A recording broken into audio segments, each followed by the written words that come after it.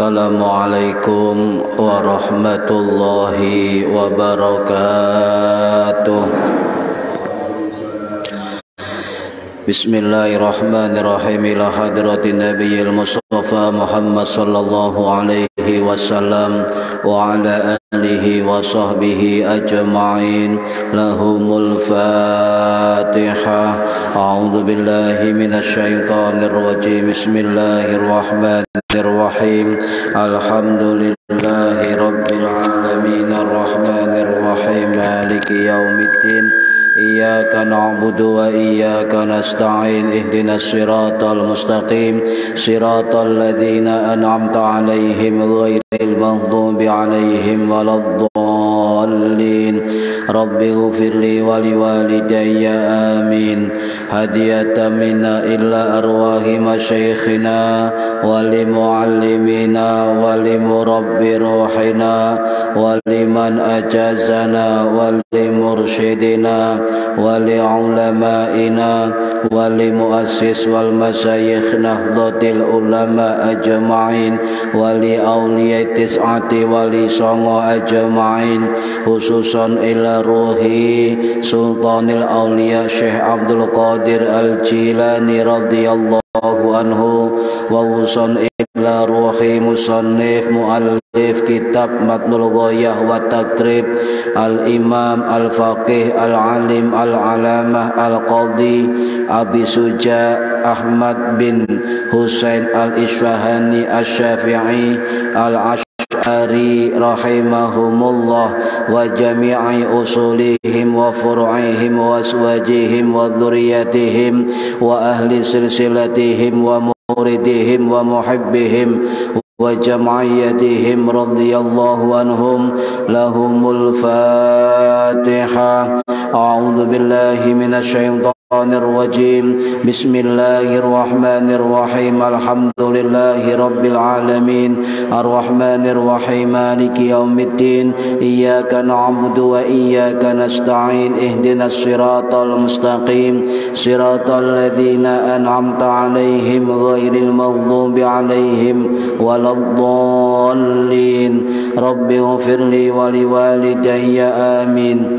Thumma ila abaina wa ummahatina wa jaddatina wa jaddatina wa ila ruhi man fataha hadhil qaryah wa man aqamaha wa li jami'il muslimina wal muslimat wal mu'minina wal mu'minat al ahya'i minhum wal anwat, khususan ila arwahi ahli kubur man hadara fi hadzal majlis ghafarahumullah. Lahumul Fatihah. A'udzu billahi minasy syaithanir rajim. Bismillahirrahmanirrahim. Alhamdulillahi rabbil alamin arrahmanir rahim maliki yaumiddin. Iyyaka na'budu wa iyyaka nasta'in. Ihdinas siratal mustaqim siratal ladzina an'amta 'alaihim ghairil maghdubi 'alaihim waladdallin. Rabbi ighfirli wa liwalidayya amin. Bi barakati majlis ilmi, mugi-mugi kita lan keluarga kita sedaya diparingi sehat wal afiat lahir batin, kathah lan barokah rizkine, selamat dunya akhirat lan boten wonten alangan gangguan menapa-menapa biidnillahi wa ridallah. Lahumul Fatihah. A'udzu billahi minasy syaithanir rajim. Bismillahirrahmanirrahim. Alhamdulillahi rabbil alamin arrahmanir rahim maliki yaumiddin. Iyyaka na'budu wa iyyaka nasta'in. Ihdinas siratal mustaqim siratal ladzina an'amta 'alaihim ghairil maghdubi 'alaihim waladdallin. Rabbi ighfirli wa liwalidayya amin. A'udzu billahi minasy syaithanir rajim. Bismillahirrahmanirrahim.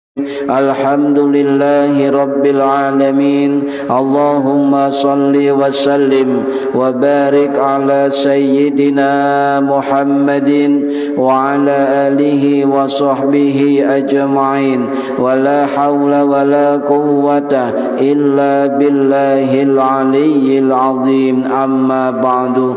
Ingkang kawula hormati para bapak, para ibu jamaah pengajian rutin kitab takrib, mudah-mudahan khususnya yang hadir fi hadzal majelis dan umumnya yang mendengarkan atau menonton via online, mudah-mudahan mendapatkan barokah, manfaat, maslahah wa ni'mata wa salamah wa sa'adah wa syafa'ah fid dini wad dunya wal akhirah. Amin ya rabbal alamin. Monggo diniati ngaji golek ilmu lillahi ta'ala.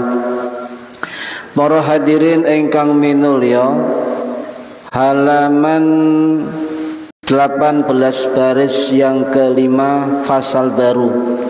Bismillahirrahmanirrahim.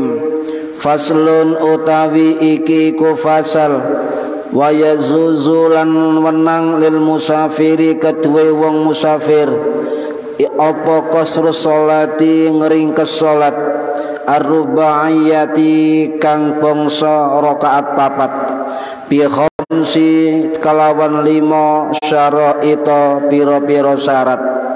Jadi ini pasal tentang musafir atau orang bepergian itu yazuzu boleh melakukan qasar atau meringkas sholat, ya, khusus untuk sholat yang rubaiyah, sholat yang 4 rakaat dengan 5 syarat. Yang pertama, ayyakuna safaruhu fi ghairi ma'siyatin, ya, bepergiannya itu bukan tujuan maksiat. Yang kedua, wa antakuna masafatuhu sittata asyara farsakhon, dan jarak tempuhnya itu minimal sittata asyara farsakhon, 16 farsakh. Yang nomor 3, wa ayyakuna muaddiyan lis-sholati rubaiyati, itu harus sholat ada bagi sholat 4 rakaat. Nomor 4, wa an yanwiyal qasra ma'al ikhrami, lan arep niat sapa musafir al qasra ing qasar ma'al ikhrami sertane takbiratul ihram. Nomor 5, wa an la ya'tamma, lan ora makmum sapa musafir bi muqimin kelawan wong mukim. Ini 5 syarat ketika orang melakukan qasar. Biasanya kita pergian itu menggunakan gabungan, jamak qasar. Padahal dalam kitab ini dibahas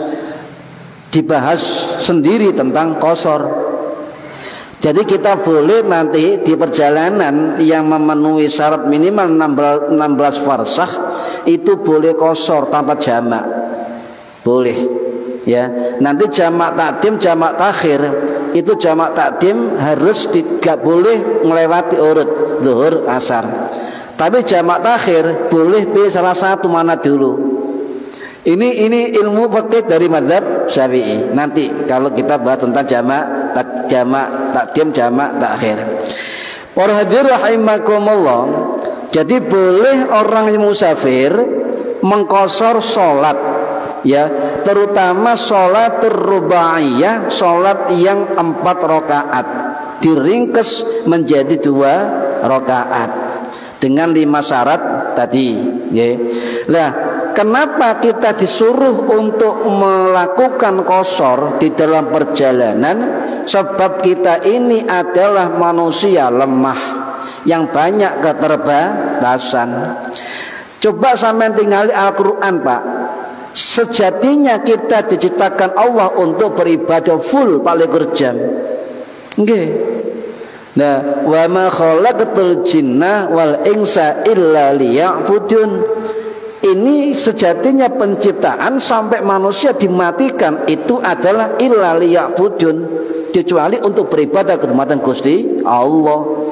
Jadi artinya 24 jam sampai kudu ibadah dumateng Gusti Allah. Ini sejatinya penghambaan ngeten niki, nggih. Tetapi dipesan oleh Gusti Allah, lek kita beribadah menyembah Allah itu harus apa? Ittaqullaha haqqa tuqatih, sebenar-benar takwa. Wis dikongkon total penghambaan, total menyembah, sik dikongkon sebenar-benar takwa. Angel mboten? Angel. Coba dipahami niki, angel nggih. Wis diciptakno tujuane nyembah Gusti Allah total dalam kehidupannya, sik disuruh orang kita untuk napa? Benar-benar takwa. Nah, untungnya Gusti Allah dawuh malih, Pak. Dawuh malih dan Quran napa? Fattaqullaha mastata'tum, maka takwalah kepada Allah dengan kesanggupanmu. Nah, niki kuncine. Niki kuncine dengan kesanggupan.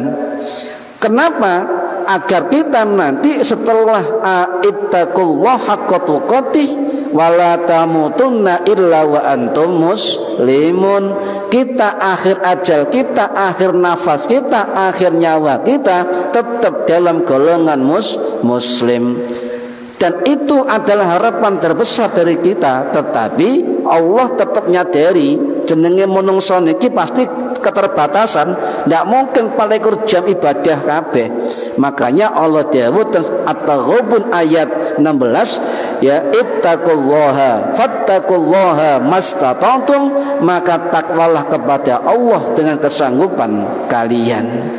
Berarti ada kelonggaran, ya. Ada kelonggaran, ada keringanan, ya. Ada dispensasi. Sebab mastata'tum itu artinya kita tidak mampu melakukan ibadah sepanjang hari, sepanjang malam, dan kita tidak mampu melakukan perintah-perintah Allah semuanya, dan juga kita nggak mampu melakukan sunnah-sunnah Kanjeng Nabi semuanya. Tidak mampu, Pak, karena saking katai. Coba Pak Islam misalnya ngiru Kanjeng Nabi sholat dahulu saya sekali bengkak murang sakit. Niki murang sanggup kita. Makanya Allah dawuh mastata'tum, lakukan dengan kemampuan kalian. Niki kemampuan kalian. Lah napa istata'tum, Pak? Sebab ana rahasia ngeten.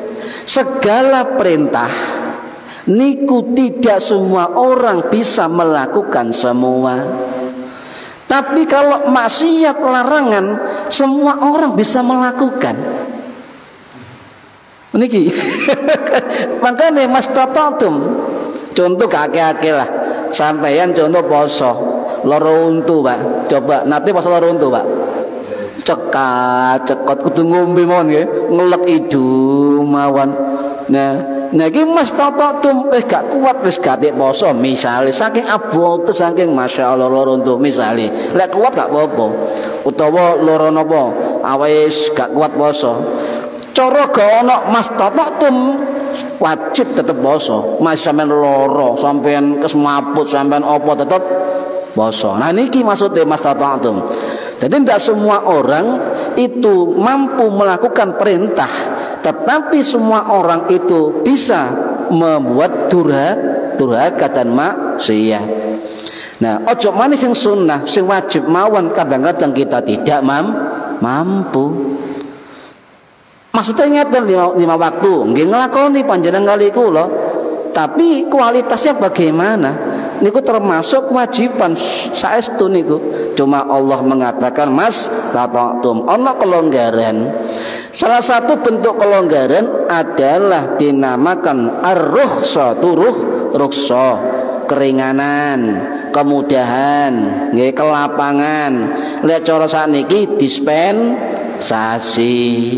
Cara dodolan tuku bonus niku rukhsah. Wong saiki ku sangel, Pak. Istilahnya ya gaul-gaulan ae. Apa rukhsah niku? Dispensasi, bonus, ngoten mawon nggih. Ha niki, rukhsah niki penting dipahami. Sebab nyun sewu, lek wong gak tau ngaji fikih, gak ngerti basa rukhsah, gak ngerti basa takhfif, nggih, gak ngerti istilah masyaqqah, gak ngerti istilah al-udhur, al-udhri atau udhur, iku pasti melakukan ibadah berlebih-lebihan.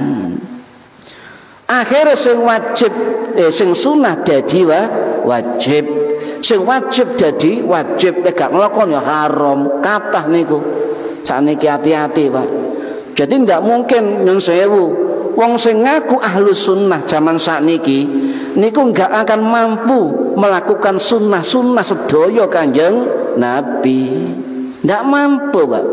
Yang paling mampu adalah ulama salafus saleh, sahabat, ulama tabi'in, ulama tabi'ut tabi'in. Niki sing luar biasa dalam mendekati ibadah sing sempurna datang Gusti Allah. Saat niki kalau kalian sampeyan, masya Allah, sementing absen. Kok cepet sholatnya wis apal. Nah, sementing absen. Niku saat niki tarjete. Sing penting ngisi daftar atir. Marono pamitan. Nang ndi, Cak? Ono urusan. Lah tetep absen. Niki. Lah rukhsah niku penting. Nah, padahal kalau kita tidak ada rukhsah, Pak, tidak ada fikih, tidak ada kelonggaran dalam ibadah wajib, nggak mampu kita, tidak akan mampu niki. Lah inilah namanya rahmati Gusti Allah. Jadi rukhsah ono fikih, ono qasar, ono jamak, takdim takhir, niku termasuk rahmati Gusti Allah sing rupane ilmu jenenge ilmu fikih. Coba kono fikih sampean ngawur, saestu ngawur ya niki. Nah niki kula sing sampeaken napa rukhsah niku? Rukhsah niku ten istilah Imam Ghazali adalah wa rukhsatu fil lisani, rukhsah di dalam bahasa adalah ibaratun anil yusri was suhulah. Diibaratkan adalah kemurahan dan kemudahan. As-suhulah, kemudahan, nggih. Al-yusri keringanan, was-suhulah kemudahan. Niki artine rukhsah, longgar. Lah ten agama niku wonten 7 kelonggaran. Lho kok kathah nggih, niki pun ijma ulama fikih, Pak. Jadi ketika kita melaksanakan kewajiban ibadah dumateng Gusti Allah, para ulama niki pun semerep lek awak dhewe iki wong malesan. Makanya dirinci jadi 7 rukhsah. 7 jenis rukhsah. Napa contohnya? Siji, rukhsah dalam bentuk isqat. Apa? Pengguguran. Gugur kewajiban itu karena ada sebab. Contoh, jenengan waktu sholat Jum'ah wajib nggih? Wajib. Moro-moro badai teko, petir, gempa, bumi, misalnya nggih, gak iso nang masjid. Maka karena ada sebab tertentu dan itu masyaqqah berbahaya, maka tidak wajib sholat Jumat di masjid, diganti sholat zuhur. Sebabnya ono cuaca ekstrim, ono banjir bandang, utawa sampean diancam wong, misalnya sampean lek budal Jumatan mati kon, misal. Loh, niku dalam fikih ndak apa-apa, enggak salat Jumat, sebab ancamannya nyawa. Lek saiki mboten, lek ten desa niku lewat alas. Lah, awas mati kon nek budal Jumatan. Loh, ancaman nyawa. Nah niki sebab loro misalnya saged mawon. Nah niki, Pak. Nah, yang kedua rukhsah dalam bentuk napa? Dalam bentuk tangkis, pengurangan. Contoh salat qashar. Salat rubaiyah, salat yang 4 rakaat itu yazuzu boleh. Napa? Diringkes 2 rakaat 4 rakaat diringkes 2 rakaat. Khusus untuk as-sholatur rubaiyah, salat yang 4 rakaat. Berarti napa? Salat zuhur, salat asar, salat isya niki saged diringkes dadi 2 rakaat. Niki jenenge apa? Rukhsah tangkis atau pengurangan. Nomor 3 napa? Bentuk rukhsah penggantian ibadal, tabdil, penggantian ya. Rukhsah penggantian. Contoh, jenengan mboten wudu atau pada salat gak nemu banyu, maka diganti tayamum. Ya, niki rukhsah juga kelonggaran. Wonten malih rukhsah ibadah yang didahulukan dari waktunya, namanya rukhsah taqdiman, rukhsah mendahulukan, namanya jamak taqdim. Juga rukhsah mengakhirkan, jamak takhir. Lho kabeh diatur kali para ulama sesuai ayat kali hadis Kanjeng Nabi. Contoh bentuk rukhsah tarakhis, kemurahan napa? Sampean terpaksa, nggih, terpaksa darurah. Contoh sampean alas, kono panganan maneh ana ulah. Timbang sampean mati, ulah haram nggih, celeng haram. Sampean mati nek gak mangan iku, maka karena itu dikatakan rukhsah tarakhis, rukhsah kemurahan. Kondisi itu diperbolehkan. Tetapi kalau kondisi darurat telah selesai, maka kembali hukumnya haram. Paham ya?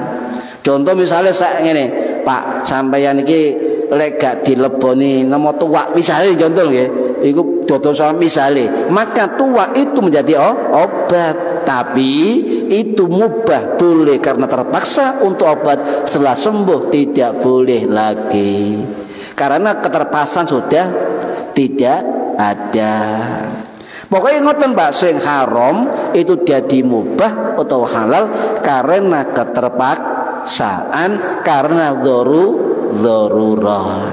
Dan itu tidak boleh menjadi kebiasaan. Contoh rukhsah sing terakhir, rukhsah perubahan tahyir, rukhsah perubahan atau tahyir. Contoh, jenengan sudah beristihad golek arah kiblat, lho kok sik salah ya, atau sampai sholat gak urut jam ya, jam asar jam 3 sampai sembahyang asar jam 2 ya, maka itu rukhsah perubahan. Atau sampai nggak ngadep kiblat boleh, contoh diancam atau dalam peperangan. Jadi setuke ngadep ngulon, setuke ngadep ngetan, setuke ngadep ngidul, jenenge perang, salat perang. Lek sembahyang kabeh ngadep ngulon, musuh itu mburi terus pundi ya. Setar nyawa. Makanya salat yang jarang kita praktekkan kecuali tentara. Salat napa? Perang. Niku tidak harus menghadap kiblat niku. Lah umpama gon aturan rukhsah dalam ibadah angel mboten? Angel. Lah inilah bagian rahmat Gusti Allah.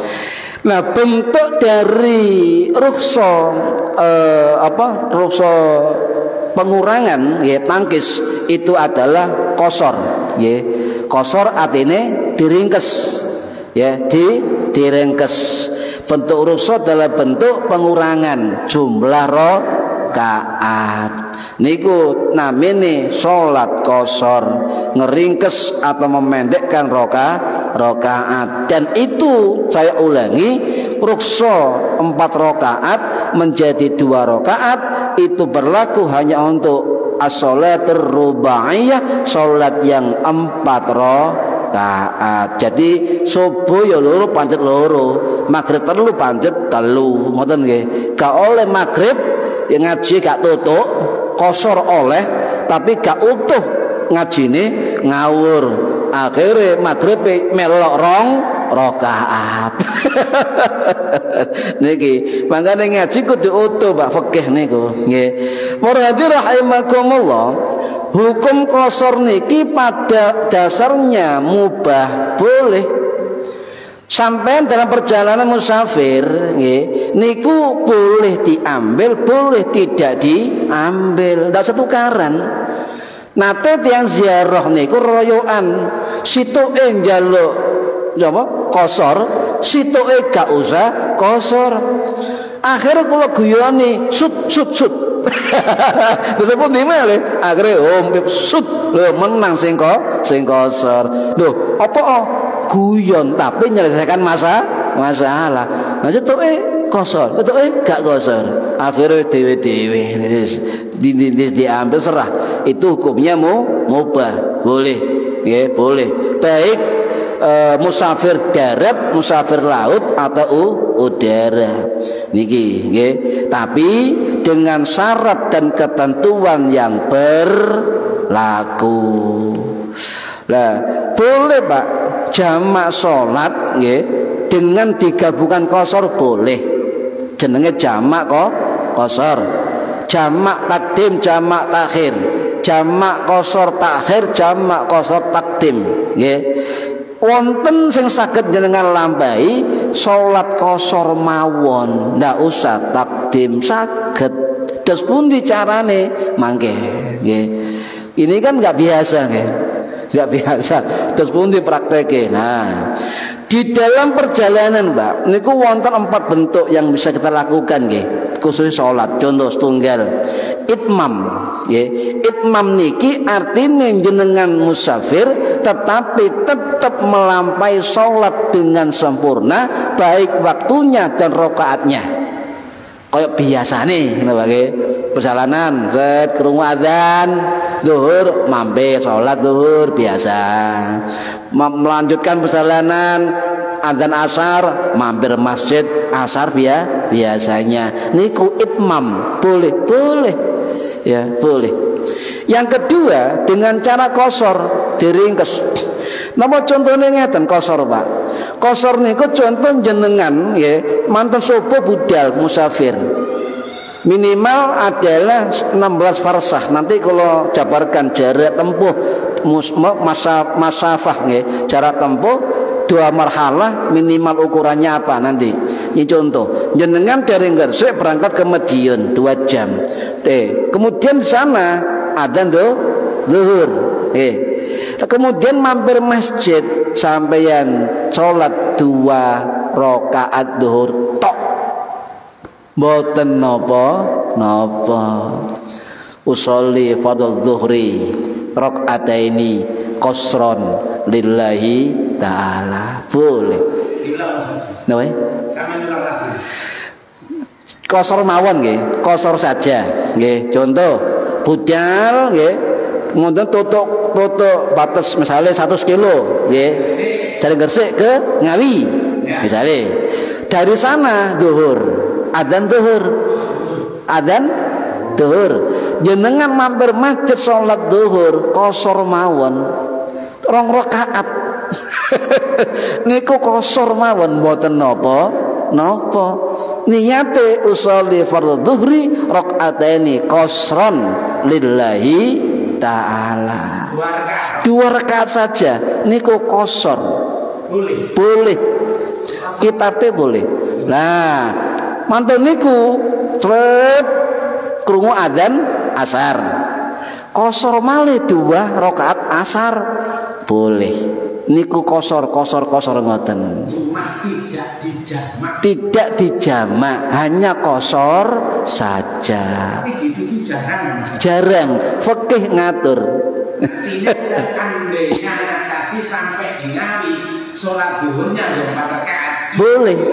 Bukannya dilakukan sekarang 4 rakaat. Dari Gresik sampai ke Ngawi 100 lebih. Ya.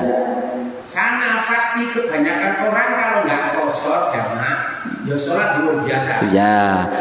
Tapi sekarang Mas Kaji ilmunya ada, bisa 2 rakaat qashar. Bisa. Karena kitab ini ngatur bab khusus tentang qashar. Ya, wa yazuzu lil musafiri qasr sholati. Ya, rubaiyati. 2 rakaat. Jamak wonten malih ning sore mangke diatur jamak dhewe-dhewe. Niki kitab madzhab Syafi'i, cuma jarang dilakukan. Umum jenengan jamak takdim, jamak takhir dengan kosor. Kalau sampai dengan itu udah 1 kilo paling kita kan jamak takdim. Nah, dengan asar. Nah, digabung kosor. Dua. Lah niki kosor saja 2 rakaat, tapi enggak dijamak. Pada waktunya ngoten, Pak. Adzan zuhur. Adzan perjalanan nggih, misalnya ya. Kemudian 2 rakaat. Malih perjalanan seret terus bundi asar 2 rakaat. Malu seret maghrib tetap 3 rakaat. Sampai pundi malih seret isya 2 rakaat. Niku kosor saja boleh.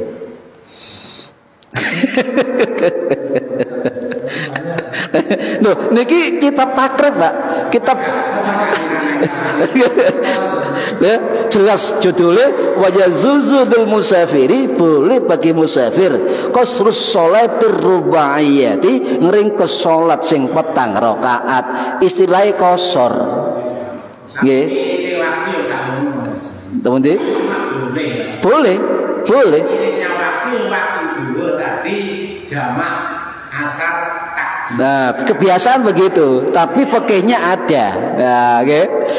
Dan ngisor wonten piyambak wa yazuzul musafiri ay yajma'a baina dzuhri wal asri dhewe bape. Nggih. Nah, obong yang nomor 2. Nah, niki bape wa yazuzul musafiri qasrus sholatir rubaiyati. Kosor saja yang dibahas dengan 5 syarat. Baru ngerti nggih? Nah, niki jenengan kalau misalnya nggak mantap, coba buka ceramahnya Buya Yahya, judulnya kosor sholat, muncul mangke YouTube, sama penjelasannya. Sebab ngaji nih kitab takrib sami. Niki nggih, dapun baru semerep nggih, kosor tak oleh. Tetapi ya, sebagian ulama mengatakan itu berlaku lebih baik ketika waktunya sedikit. Ditambah ulama lain ngoten. Nggih, paham enggak? Nggih, pun. Model yang ketiga jamak. Tadi kan itmam sempurna biasanya nggih. Nomor 2 tadi kosor saja. Nomor 3 jamak saja. Tetap 4 rakaat asar maghrib isya 3 rakaat jamak. Nah, yang keempat jamak kosor. Nah, jadi dalam perjalanan ada 4 model sholat sempurna, itmam, sholat kosor saja per sholat ya, dalam waktunya. Kemudian sholat jamak, dan 4 jamak kosor. 4 ini silakan dipilih karena 4 ini ada di dalam fikih. Cuma enggak umum kosor saja niku wau nggih. Cuma catatannya kosor itu tetap di dalam waktunya. Nah, syaratnya adalah ada dalam waktunya, baru bisa dikosor ringkes 2 rakaat. Pancene sekat kerungu. Padahal niki kitab niki abad 11. 1196 sing aran kitab niki. Kitab lawas. Pun nggih paham nggih? 4 model. Silakan dipilih. Sebab itu apa? Ya zuzu boleh. Ya. Cuma kata tiang wis saiki laput jamaah-jamaahan, masjid wis akeh ngono nggih. Rest area ono masjid nggih. Tembok pundi ono masjid. Tapi ulama fikih tetap mengatakan hukum kosor, hukum jamak tetap berlaku. Sampai enggak ngapik jamak kosor mboten napa. Model 4 tadi, paham nggih? Kalau dalene nggih, siji itmam, salat biasanya ya, baik subuh ya subuh, zuhur biasanya ya 4 rakaat 3 rakaat. Yang kedua kosor saja. Yang ketiga jamak, menggabungkan ya sesuai rakaatnya. Yang keempat jamak kosor. Pun 4 model sampean pilih nggih, sampean pilih. Pun Para hadirin rahimakumullah, hukum salat qasar niki ya niku beda pendapat. Para ulama fikih niku wonten 3 pendapat. Pertama, malah wonten ulama sebagian mengatakan qasar wajib. Jenengan misalnya musafir melok pendapat niki, lek sampean gak qasar ulangi salatnya. Lho wonten ya. Pendapat sinten niki? Pendapat ulama mazhab Hanafi. Sampai misalnya ziarah Wali Songo, sampai melok penganut Hanafi, kemudian sampean nggak qasar, maka sholat sampean ulangi. Niki mazhab Hanafi, nggih mazhab Hanafi. Ya, termasuk dari mazhab Az-Zahiri, sama Az-Zahiri. Termasuk yang saya niki pendapat salah satu ulama Wahabi, sing namanya Albani, niku ikut mazhab Hanafi pendapatnya. Aneh nggih, ulama Wahabi sing anti mazhab tapi fikihne nyontoh fikihne mazhab Hanafi. Gak konsisten belas ya. Yang kedua ya, apa hukumnya? Ya, yang pertama niki sami dengan pendapatnya Imam Malik, mazhab Maliki sama. Ya, bahkan beliau mengatakan orang dalam perjalanan yang memenuhi syarat ya qasar atau jamak, maka kalau tidak qasar maka sholatnya harus diulangi jika waktunya masih ada. Hampir sama dengan mazhab Hanafi. Intinya mazhab Hanafi, mazhab Maliki itu jumhur mengatakan qasar dalam perjalanan hukumnya wajib. Nah niki yang kedua sunnah afdhaliyah. Sunnah niki jumhur ulama dari mazhab Syafi'i, dari mazhab Hambali, dan juga jumhur fuqaha, ulama-ulama fikih dengan syarat-syarat tertentu. Yang ketiga boleh atau jawaz. Ini sebagian dari ulama Syafi'i dan sebagian dari ulama Hambali. Cuma yang jumhur itu adalah mubah atau sunnah. Ya, ini kalau guru saya ngeten Pak Tubureng Rumpeng pas ngaji kitab Kifatul Akhyar, nggih.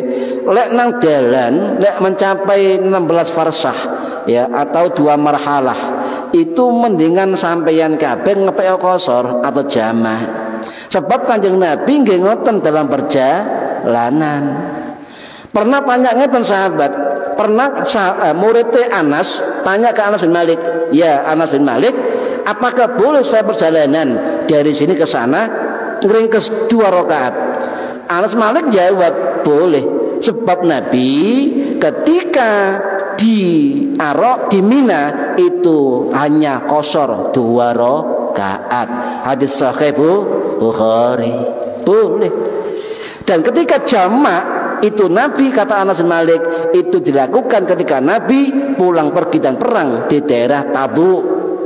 Jamak takdim, jamak takhir. Jadi dua-duanya hadis sahih dan Nabi melakukan. Boleh. Nih. Niki para hadirin rahimakumullah, nggih.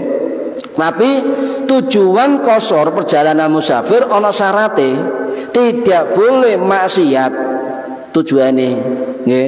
Contoh misalnya ana wong budal luar kota, tujuane judi, ya gak berlaku. Masih ana Sumatera lungoe, Kalimantan, Sulawesi, waduh Papua pisan wis, ya. Tapi lek judi ndak berlaku hukum qasar. Ya niki nggih. Lah terus pun di batasan maksiat diterangkan oleh ulama Syafi'i dan kitab I'anatul Talibin, juga wonten kitab Fathul Mu'in, nggih. I'anatul Talibin iki karangannya Sayyid Abu Bakar Syato Adimyati Asy-Syafi'i Al-Maki rahimahullah, sing wafat tahun 1800 nggih 34 Masehi di Ma'la Mekah. Ada juga dalam kitab Fathul Mu'in karangannya Sayyid Zainuddin Al-Malibari Al-Fanani Al-Hindi Asy-Syafi'i rahimahullah, sing wafat tahun 1597 Masehi di India. Niku wonten jelas batasan dari maksiat dalam musafir apa? Ono 3. Ya, 3 batasan. 1, al-asi bis safar.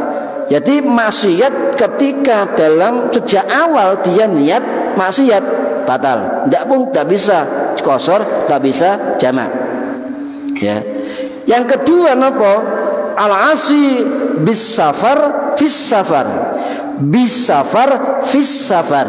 Artinya niat awalnya musafir itu baik, ya, di tengah-tengah menggo jadi maksiat, tidak berlaku qashar. Yang ketiga napa? Al-asi fis safar. Ya, al-asi fis safar. Tujuannya taat, ya, taat silaturahim, nggih. Tengah-tengah embong mampir warung pangku. Budal mana niat silaturahim, tutup tengah-tengah mampir mana warung pangku. Budal mana niat silaturahim, mampir mana. Niki jenenge al-asi bis safar, tidak berlaku hukum qashar. Paham nggih? Tapi tujuannya lempeng, niat temenan, ya, tujuannya apik, pokoknya enggak maksiat, ya, itu diperbolehkan untuk qashar. Terus pun di wong ngelencer. Ngelencer itu masa atau mboten, kecuali sampai ndak ngelencer nggone maksiat. Ndak boleh. Tapi nek ngelencer ambek keluarga, menenangkan pikiran, nggih, pengobatan, refreshing, itu kata Imam Nawawi boleh mengqashar sebab ada maksud dan tujuan yang tidak maksiat, boleh. Nah, niki para hadirin rahimakumullah, nggih, wonten kaidah fikih jelas nggih. Niki wonten kitab Al-Asbah wan Nadhair karangannya Imam Jaluddin As-Suyuti As-Syafi'i rahimahullah, sing wafat tahun 1505 Masehi di Kairo Mesir. Beliau dawuh ana kaidah fikih yang diterima oleh ulama, ya, ar-rukhasu la tanatu bil ma'asi. Rukhsah itu, ya, tidak boleh diambil apa? Untuk melaksanakan kemaksiatan. Jadi apapun perjalanan yang tujuannya maksiat tidak berlaku qashar dan jamak. Tidak berlaku. Ya. Maka sampai lek lunga jangan mampir. Pas ono warung Padang tengah alas ampir, warung pangku. Gak berlaku salat kok qashar, gak berlaku salat jamak. Hati-hati. Ibu ana iki? Wonten? Kosong. Nggih. Jadi pokoknya gak tujuan maksiat, nggih, ndak tujuan maksiat. Para hadirin rahimakumullah, ya, dengan catatan ngeten, Pak. Pokoknya kita pergi kemanapun asal tidak maksiat, nggih, itu boleh qashar dengan syarat memenuhi batasan minimal 16 farsah, nggih, 16 farsah. Nah, terus pun tidak muter-muter. Kalau ini takone Grab, Gojek, terus pundi, Pak? Niku lek keliling. Itu lebih 100 kilo, nggih, lebih 100 kilo. Terus pundi hukumnya? Itu kalau di dalam kota gak berlaku. Tapi kalau sampai di luar kota, lepas batas kota, maka berlaku dengan dihitung nopo? Ukuran kilometer tadi. Lah sampai keliling Sentolang, Seman Sadar, Sarsengkol, Pasar Gresik, alun-alun, intro. Nah, terus jaluk osor tersebut. Meskipun kilometer sama motor 90 kilo, tetap tidak berlaku. Kalau di luar kota baru boleh, ya. Syarat kedua apa? Syarat kedua jarak minimal apa? Sittata asyara farsakhan, 16 farsah. Loh, qashar niki, Pak, niku perintah Gusti Allah. Coba sampeyan tingali ten An-Nisa ayat 101 niki. Wa idza darabatum fil ardi falaisa 'alaikum junahun an takasuru minas sholati. Jelas, jika kamu darabatum keliling di atas bumi, ya, maka boleh antakasuruh, kamu tidaklah mengapa kamu mengkosor salat. Niki perintah Gusti Allah, ono dalile. Lah nggih. Ini medulur pirang-pirang. Tergantung, lek Bangkalan enggak bisa kosor. Kosor itu bisa dilakukan setelah pulang dari kota. Dari kota enggak boleh. Kosor berlaku dalam safar, perjalanan. Ayo perjalanan pulang, tidak sampai batas desa. Ada ulama mengatakan pokoknya enggak sampai masuk rumah, tapi lemah. Sing jumhur adalah batas desa atau batas kota. Contoh, misalnya lali, loh aku lali gak sholat rest area nggih. Sampai gitu tuh Al-Kausar, jenenge lali, silakan, boleh, karena lupa kita sholat di Al-Kausar. Sik dul tutu omah, ada yang membolehkan. Tapi lek sampai keturun, sampai itu omah lali gak sholat maghrib, gak sholat isya, gimana?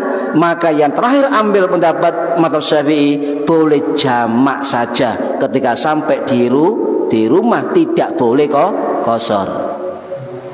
Tidak boleh kosor, sudah di perjalanan selesai, sudah sampai di rumah kembali. Dengan catatan lupa loh Pak. Contoh maghrib isya engkau tak kosor nang rest area misalnya nggih. Keturun sampai tutup omah, keturun Pak tangi Pak wis nyampe omah. Loh aku durung sholat maghrib, durung sholat isya. Ambil pendapat yang lain dari Syafi'i, boleh jamak isya maghrib di rumah, tapi tidak boleh kosor setelah sampai rumah. Kalau itu jamak saja 4 rakaat, iya jamak saja, tidak kosor. Kosor itu berlaku hanya di dalam perjalanan. Paham ya? Jangan gitu. Misalnya ngeten, Pak Sedik gojek macet total sampai zuhur gak sembahyang, sampai jam 5 baru longgar, boleh jamak. Sebab ada sebab lain.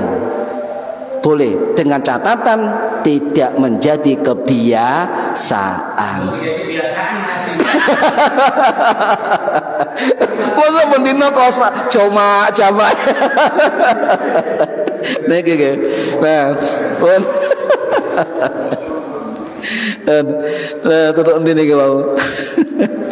Nah niki, jadi jarane terus pundi. Nah, di dalam keterangan fikih nggih niku wonten 20 pendapat, Pak. Menurut Imam Hajar Asqalani menukil pendapat Imam Ibnu Munzir Asy-Syafi'i yang wafat tahun 930 Masehi niku dawuh, pendapat ulama yang mengukur minimal kosor itu ada 20 pendapat. Cuma ulama meringkas ada 4 pendapat yang terbesar. Minimal 81 kilo, ada yang 88 kilo, ada yang 90 kilo, ada 120 kilo. Cuma yang ngukur paling bagus adalah kitabnya Syekh Wahbah Mustafa Az-Zuhaili. Dalam kitab Al-Fiqhul Islami wa Adillatuhu, beliau mengatakan jarak Mekah dan Usafan dalam hadis Nabi itu diukur oleh beliau sejauh 88,704 kilometer, kemudian dibulatkan paling bagus 90 kilometer. Ini yang diambil kesepakatan ulama fikih saat ini di dalam mazhab Syafi'i 90 kilo. Nggih, wis selamat, Pak. Loh, aku ngapek 85 kilo. Monggo. Memang ada ulama Syafi'i ngitung 85 kilo. Paling titik 81 kilo.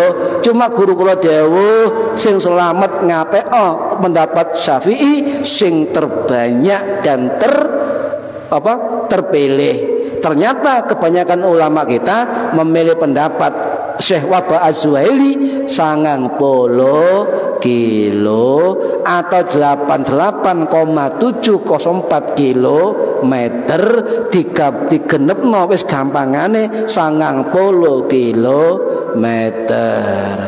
Paham ya, Pak? Niki, nah, wakil tak bahas niki asli ya. Harus detail. Wes disambung ngaji nggih, selesai ngaji tentang jamak. Jadi ini kosor, jamak, pantun niku jamak kosor.